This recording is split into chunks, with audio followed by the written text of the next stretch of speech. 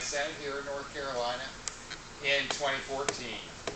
And I had, if you had watched my videos on YouTube, then you know that I sort of fell into this. I really hadn't planned to run this time. Actually, I was planning to run for my state house seat in Durham because there are only really Democrats and Libertarians in Durham. The Republicans don't run anybody. I couldn't stand the idea of just walking into the voting booth and seeing the Democratic incumbent on the ballot. But when I realized I had an opportunity to run for U.S. Senate, I really felt the same way, even though both Democrats and Republicans are running a candidate in this race, but both of them stand for pretty much the same thing: more war and more debt to pay for it. I just felt it was really important for there to be a voice in this race, in particular, to say stop all war and stop spending more money than we have. We have, I think that there's a majority of Americans now who are tired of the state of perpetual war, who see the cost of what's going on. And now we've even reached ridiculous extremes to the point where we're bombing Iraq to blow up our own weapons that we left behind that are being used against us. We have armed pretty much everybody in that region and all over the world to the teeth. And all we have managed to do is to create more war and more chaos and decrease the security of the United States and the rest of the world.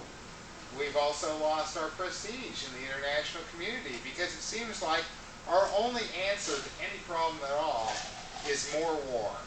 And if you watch the news shows today, all the talking head shows, again, it's just they trot out the same old tired voices that should have been discredited. That we shouldn't even be listening to the people anymore who talked us into war in Iraq 12 to 15 years ago.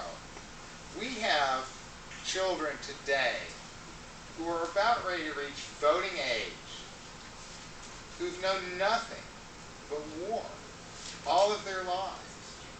And that's one of the reasons why I got up and decided to speak out and to lend my voice to this race, because I want to see a better future for our kids. I just saw a poll that was released last week for the first time ever in American history.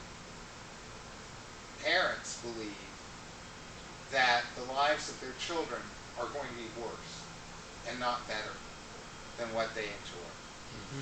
There's so much despair going on right now because people aren't being given any alternatives besides more war and more debt. So I have found that by getting up and speaking out on these issues all across the political spectrum, I've been getting a tremendous response.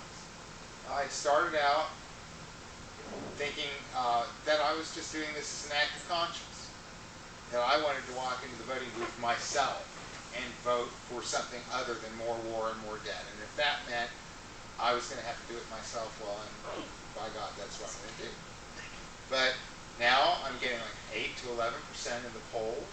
I can go on any media platform all across the political spectrum and give the exact same message and get a tremendous response from people from all over the country who've written to me grateful that somebody's going to get up and say this. So I highly recommend that everybody get out into communities. I recommend running for office, but if you're not up for that, find any way at all to speak out, and you'll find that there are people who are ready to hear, not only ready to hear the libertarian message, but relieved to actually hear some common sense for once, to hear the message of live and let live and social tolerance, and getting government out of our lives, realizing that government is not the solution to every single question.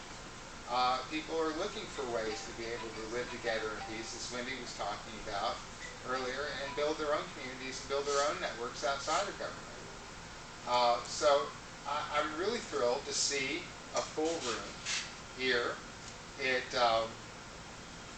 really lifts my heart to drive out here 4 hours and come here and see, a few dozen people and to see things growing. I really appreciate you all taking time out on Sunday afternoon to dedicate yourselves to liberty. I'm really proud to be on the same ballot with candidates like Wendy McKinney and Shelby Mood. I feel like they're representing us very well.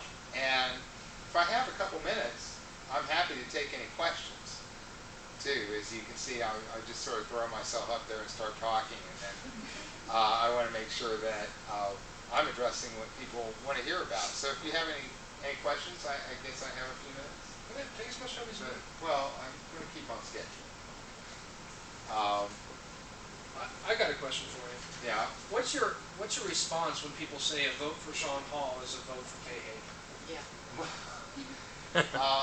That is so backwards, because the problem with this spoiler theory or anything like that is it makes a false assumption, and that is that the votes are owned by the Democrats and Republicans, and somehow I'm taking votes from them, when the truth is that the voter owns his or her own individual vote, and we candidates have to go out and earn it every time.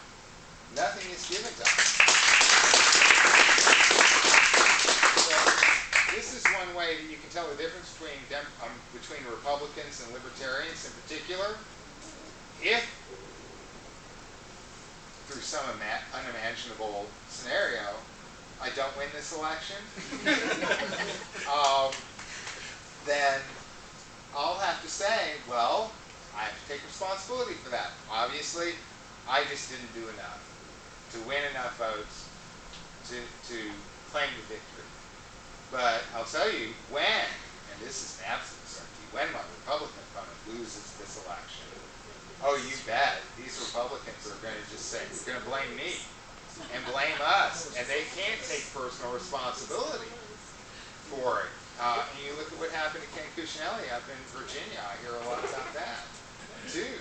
Even though it's political scientists look at it, mathematically it's proven that if Robert Sarver wasn't in the race, he still would have lost. He can't accept the fact, and the Republicans can't accept the fact, that they're putting up horrible candidates that nobody wants to vote for.